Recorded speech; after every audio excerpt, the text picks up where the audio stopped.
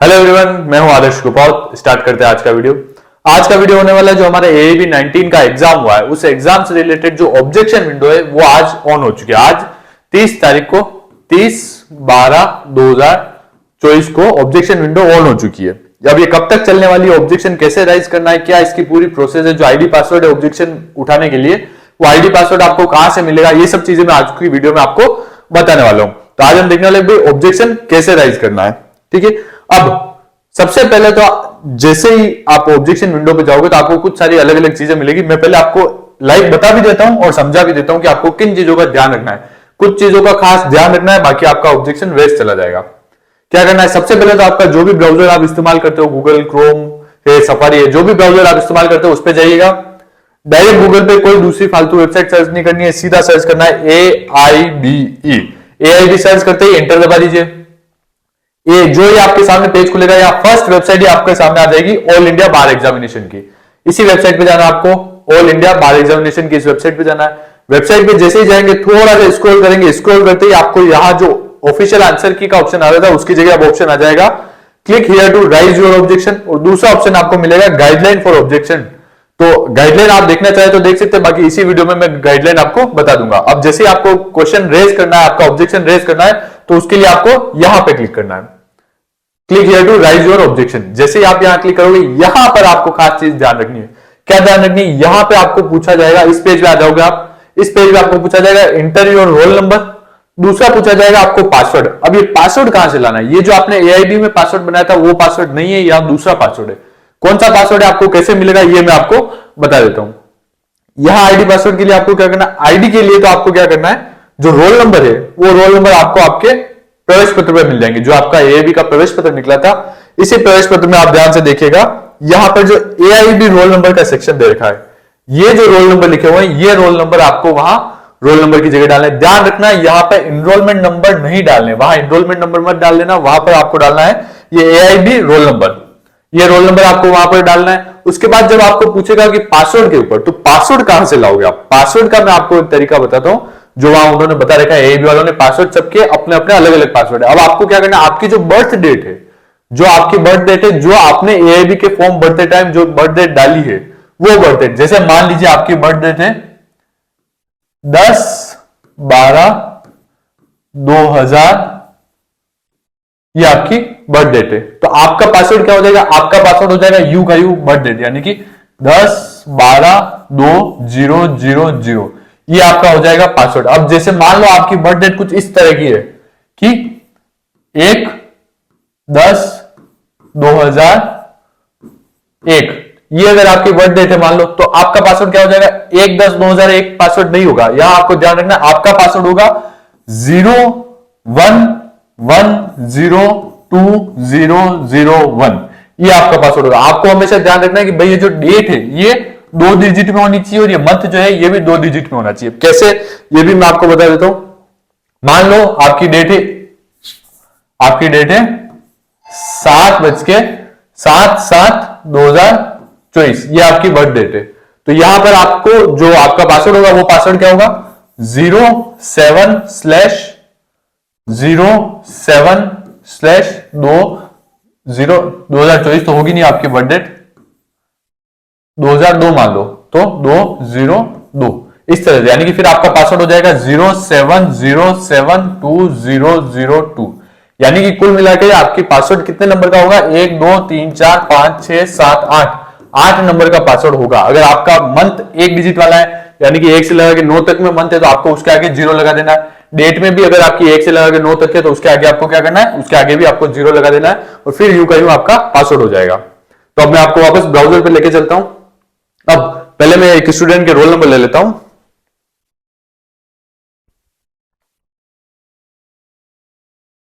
चलिए ठीक है, तो आपको यहां पर आपके रोल नंबर डालने हैं, जो भी आपके रोल नंबर है AIB में, और आपकी बर्थ डेट जिस हिसाब से मैंने बताया, जैसे कि अगर 10/9/2000 है, तो आपको क्या करना है, 10 का 10 डालना है, 9 की जगह 09 डालना है, और 2001 बर्थ ईयर है तो 2001 डालना, और यहां आपके रोल नंबर डाल के आपको इंटर कर देना है। जैसे ही इंटर नहीं करना है आपको, यहां एक चीज और ध्यान है कि यहां पर आई एम नॉट रोबोट करके ये जो कैप्चा आएगा, ये कैप्चा भी आपको भरना है। कैप्चा भरने के बाद आपको ये लॉगिन दबाना है। जैसे ही आप लॉगिन दबाओगे, तो आप इस पेज पे आ जाओगे। यहां पर आपको ये सारे ही क्वेश्चन आंसर मिल जाएंगे। अब एक चीज आपको ध्यान देनी है कि भाई आपका क्वेश्चन पेपर सेट ए हो, आपका सेट बी हो, आपका सेट सी हो या आपका सेट डी हो, चारों सेट के लिए यही चीज है। इसमें आपको कहीं सेट सेलेक्ट नहीं करना है, चारों सेट के लिए यही चीज है। चारों सेट में क्वेश्चन सेम ही होते हैं, सिर्फ आगे पीछे ऊपर नीचे उनका सीक्वेंस चेंज होता है। कई लोग पिछली वीडियो में मेरे को कह रहे थे कि भाई मेरे सी सेट के जो डिफेक्टिव क्वेश्चन है वो बताओ, ए सेट के बताओ, ए सेट में 4 हो रहे हैं, सी सेट में 10 हो रहे हैं। तो ऐसा नहीं है भाई, क्वेश्चन सभी में सेम है, सिर्फ ऊपर नीचे सीक्वेंस चेंज है, क्वेश्चन सभी सेट के सेम आते हैं। तो जैसे ही आप यहां पर आओगे, यहां पर आपको ऑप्शन मिल जाएगा क्वेश्चन का, यहां पे आपके सारे क्वेश्चन लिखे हुए हैं। आपको अपना क्वेश्चन सेलेक्ट करना है कि कौन सा क्वेश्चन आपका है जिसपे आपको ऑब्जेक्शन उठाना है। तो यहां पर एक चीज ध्यान दीजिए आप, यहां पर एक तो सीरियल नंबर लिखे हुए हैं, वो आपके सेट से हो सकता है मैच नहीं करेंगे क्योंकि यहां पर इन्होंने सीक्वेंस अलग जमा रखा है। तो आपको क्वेश्चन पढ़ना है। मान लीजिए आप जैसे इस क्वेश्चन पे आप 6 नंबर का जो ये क्वेश्चन है, इस पे आप अपना जो है ऑब्जेक्शन बताना चाहते हो। तो यहां क्या चीज ध्यान रखनी है, पहले तो आपको क्वेश्चन पढ़ना है, इसके सारे ही जो ऑप्शन दे रखे हैं वो पढ़ने। अब जो इन्होंने ऑफिशियल आंसर की दे रखी है, उस ऑफिशियल आंसर की में इन्होंने क्या आंसर माना था। जैसे ये क्वेश्चन है तो इस क्वेश्चन का इन्होंने आंसर क्या माना है, वो आंसर इन्होंने यहीं पे दे रखा है। जैसे इस क्वेश्चन का इन्होंने सही आंसर ए को माना है, ए यानी कि गवर्नर को माना है। तो अब आपको लगता है ये आंसर सही नहीं है या ये क्वेश्चन ही सही नहीं है, ऐसा कुछ डाउट लगता है, तो आपको इसी क्वेश्चन के साइड में राइज ऑब्जेक्शन करके ऑप्शन मिलेगा। यहां आपको राइज ऑब्जेक्शन पे जाना है। राइज ऑब्जेक्शन पे जाने के बाद आपको इस तरह का पूरा एक फॉर्मेट मिलेगा। अब इसमें आपको क्या ध्यान रखना है, इसमें आपको ध्यान रखना है कि ऑब्जेक्शन टाइप मिलेगा। यहां पे आपको सेलेक्ट करना है इन चारों में से, इन पांचों में से एक चीज। क्या सेलेक्ट करनी है? पहला क्या कहता है, पहला ये कह रहा है कि आंसर की of question provided in provisional answer की इज इनकरेक्ट। मैं आपको बता देता हूं भाई, ये जो फर्स्ट ऑप्शन इन्होंने दे रखा है, ये यूं दे रखा है कि जो उत्तर कुंजी में जो आंसर दे रखा है वो आंसर गलत है। यानी कि जो वहां ए दे रखा था, यहां पर अपन ने पढ़ा था ए दे रखा था, वो ए गलत है, ए की जगह बी है या सी है। जो सही आंसर है वो दूसरा है, ए या सही आंसर नहीं है। अगर आपको ऐसा लगता है तो आपको इस फर्स्ट वाले पे टिक करना है। सेकंड, आपको लगता है कि ये भाई क्वेश्चन ही गलत है, ऐसा कोई क्वेश्चन ही नहीं बनता है, ये क्वेश्चन ही गलत है, तो आपको इस सेकंड वाले पे टिक करना है। अब फिर आपको लगता है कि प्रश्न सही है लेकिन उसका जो सही उत्तर है वो ए बी सी डी, चारों में से कोई सही उत्तर नहीं है, कोई अलग ही सही उत्तर है। अगर आपको ऐसा लगता है तो आपको इस थर्ड वाले ऑप्शन पे क्लिक करना है कि प्रश्न के सारे विकल्प गलत है, इस पे सेलेक्ट करना है। अगर आपको ऐसा लगता है कि भाई ए बी सी डी में से इन्होंने ए मान रखा है आंसर, लेकिन ए के साथ डी भी इसका सही आंसर हो सकता है, दोनों सही आंसर है, ऐसा लगता है कि एक से ज्यादा सही आंसर है, तो आपको ये थर्ड वाला ऑप्शन सेलेक्ट करना है कि प्रश्न के एक से अधिक उत्तर सही है। अगर आपको ऐसा लगता है कि भाई ए बी ने जो सिलेबस दिया था उस सिलेबस से ही बाहर से एक क्वेश्चन आ गया है, क्वेश्चन हमारा है ही नहीं, सिलेबस से ही बाहर का क्वेश्चन आ गया है, जो ऐसा कुछ है नहीं, लेकिन अगर आपको लगता है और आप राइज करना चाहते हो तो आप इस ऑप्शन पर जाकर के क्वेश्चन राइज कर सकते हो। और आपको लगता है कि नहीं, मेरा कारण इनमें से कोई नहीं है, मैं किसी अलग ही कारण की वजह से ऑब्जेक्शन कर रहा हूं, तो आपको ये इस अदर वाले ऑप्शन पर जाकर के सेलेक्ट करना है। अब मैं सेलेक्ट कर लेता हूं, मान लीजिए कि प्रश्न गलत है, ये सेलेक्ट कर लिया, तो यहां पर आपका ऑब्जेक्शन टाइप में आ जाएगा कि प्रश्न गलत है, क्वेश्चन इज इनकरेक्ट। अब फिर आपको रेफरेंस सेलेक्ट करना है कि आपको ऐसा क्यों लगता है। सिर्फ आपके कह देने से ऑब्जेक्शन नहीं होगा, आपको यहां बताना पड़ेगा कि आपको क्यों लगता है, आपने कहां देखा कि यह प्रश्न गलत है या इसका उत्तर गलत है। तो यहां आपको रेफरेंस में जाना है, रेफरेंस में जाके बुक टाइटल या वेबसाइट लिंक का ऑप्शन, एक ही ऑप्शन मिलेगा, आपको ये सेलेक्ट कर लेना, दूसरा और कोई ऑप्शन यहां है ही नहीं। फिर जहां से आपने देखा कि ये क्वेश्चन गलत है, या जहां आपको लगता है कि इसका सही आंसर दे रखा, तो वो चीज यहां डालनी। मान लीजिए आपने किसी बुक में पढ़ा, तो उस बुक का क्या नाम है, वो बुक का नाम आपको यहां डालना है। मान लीजिए आपने कहीं इंटरनेट पे पढ़ा, किसी वेबसाइट पे पढ़ा, तो वो उस इंटरनेट पर या उस सोर्स से जहां से आपको लगता है कि ये प्रश्न गलत है या ये उत्तर गलत है, उस सोर्स का नाम आपको यहां डालना है। मैं यहां एग्जाम्पल के लिए कुछ भी नाम डाल देता हूं, ठीक है। अगर वेबसाइट है तो आपको यहां पूरा वेबसाइट की लिंक डाल देनी है या वेबसाइट का नाम लिख देना है। उसके बाद यहां आपको मिलेगा ऑथर नेम का ऑप्शन। भाई अगर आप किसी बुक से आपको लगता है कि ये क्वेश्चन गलत है या इसके आंसर गलत है, तो उस बुक को जिसने लिखा है उस ऑथर का नाम आपको यहां डालना है। और अगर आपको किसी वेबसाइट से देख के लगता है तो वो वेबसाइट किसकी है, वहां उसके अबाउट सेक्शन में आपको पता चल जाएगा वेबसाइट किसकी है, उसका नाम डाल देना है।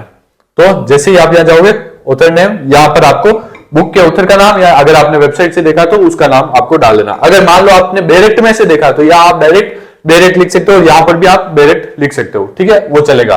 बैरेक्ट लिख सकते हो, या फिर जो जिस ऑथर की या जिस पब्लिशर की बैरेक्ट है, एक जगह बैरेक्ट लिख देना और यहाँ दूसरी जगह ऑथर नेम की जगह पब्लिशर का नाम डाल दोगे तो भी चलेगा। ठीक है, तो इस तरह से आपको नाम डालना है। उसके बाद आपको क्या करना है, उसके बाद आपको यहाँ एक रीजन का ऑप्शन मिलेगा, यहां पर आपको डालना है कि उस बुक में या उस वेबसाइट पे किस जगह ये लिखा हुआ है कि ये गलत है और क्या रीजन आपको लगता है। यहां पर आपको पूरा अच्छे से उनको समझाना है। अगर उनको आपका रीजन वैलिड लगेगा तो ही क्वेश्चन को हटाया जाएगा, बाकी क्वेश्चन को नहीं हटाया जाएगा। तो आपको यहां रीजन अच्छे से सोच समझ के रीजन भरना है। मैं एक बार एग्जांपल के लिए कुछ भी लिख देता हूं और इंटर दबा देता हूं।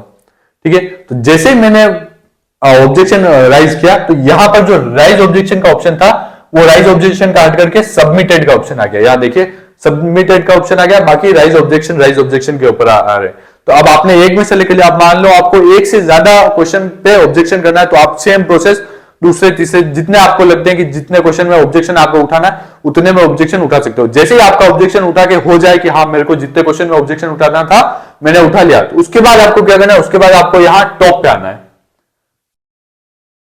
टॉप पे आने के बाद आपको ये ऑप्शन मिलेगा व्यू समरी का ऑप्शन।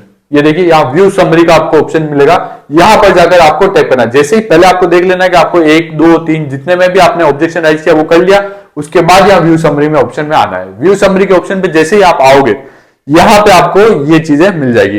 पहला तो आपको मिल जाएगी कि भाई आपने कितने क्वेश्चन में ऑब्जेक्शन उठाया है, तो यहां पर आपको सारे मिल जाएंगे। मैंने एक में ही उठाया तो सिर्फ यहाँ एक ही ऑप्शन है, आपने 2 3 जितने भी उठाए होंगे सारे यहां पर आ जाएंगे।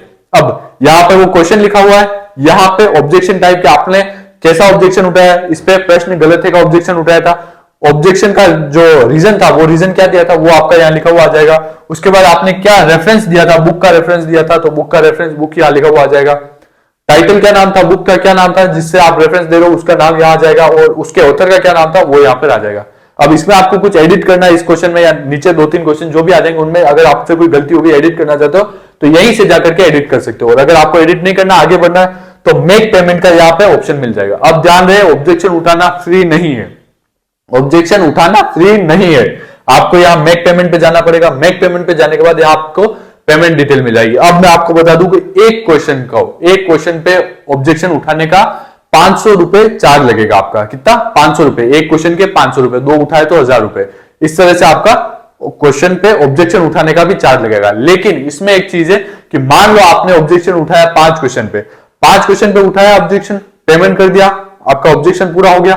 उसके बाद अगर वो 5 क्वेश्चन सही में लगता है एआईबी को कि गलत है और एआईबी उन क्वेश्चन को विड्रॉ कर देती है तो एआईबी वाले जिस पेमेंट मेथड से आपने पेमेंट किया उस पे आपको रिफंड मिल जाएगा। जितने पे आपने क्वेश्चन पे ऑब्जेक्शन उठाया वो ऑब्जेक्शन का अगर वो क्वेश्चन सही में डिलीट होते तो आपको ये पेमेंट जो है रिफंड मिल जाएगा। लेकिन अगर आपका ऑब्जेक्शन गलत हुआ और वो क्वेश्चन नहीं हटाती है एआईबी, आपका क्वेश्चन उन्हें वैलिड नहीं लगता है, आपका ऑब्जेक्शन वैलिड नहीं लगता है, तो ऐसी स्थिति में आपको रिफंड नहीं मिलेगा। लेकिन अगर क्वेश्चन डिलीट हो जाता है जो आपने ऑब्जेक्शन उठाया तो आपको रिफंड मिल जाएगा। तो ये चीज का आपको ध्यान रखना है। बाकी मैं आपको पहले ही बता चुका हूं कि पासवर्ड आपको कैसे लेना है ये मैंने बता चुका है। रोल नंबर डालना है, एनरोलमेंट नंबर नहीं डालना है। अब मुझे जो लगता है कि तीन क्वेश्चन का मुझे ऐसा लगता है, मैं अपने हिसाब से बता रहा हूं कि 3 क्वेश्चन का मुझे ऐसा लगता है कि ये 3 क्वेश्चन तो है डिलीट हो सकते हैं। लेकिन उसके अलावा भी 2 से 3 क्वेश्चन ऐसे और हैं, 2 से 3 ऐसे क्वेश्चन और हैं जो हो सकता है कि वो भी डिलीट हो जाए। लेकिन 3 का मुझे श्योर लग रहा है कि 3 क्वेश्चन तो मिनिमम हटेंगे। लेकिन उसके अलावा भी 2 या 3 क्वेश्चन और है, यानी कि कुल मिलाकर के 6 क्वेश्चन डाउट के अंदर आ रहे हैं। तो अगर आप चाहते हो कि मैं अलग से वीडियो बनाऊं, वैसे मैं उस पर तैयार कर रहा हूं, तो शाम तक या कल सुबह तक मैं आपको वो 6 क्वेश्चन आपको बता दूंगा। उनमें से 3 पर मुझे लगता है कि श्योर हूं मैं कि वो 3 क्वेश्चन तो डिलीट होंगे ही होंगे। लेकिन बाकी के जो 3 है वो हो सकता है डिलीट हो सकता है डिलीट ना हो। तो आई होप आपको ये वीडियो में सब क्लियर हो गया होगा। कोई डाउट रह गया है तो आप मुझे इंस्टाग्राम पे कमेंट कर सकते हो, आदर्श कुपावत नाम से सर्च कर सकते हो।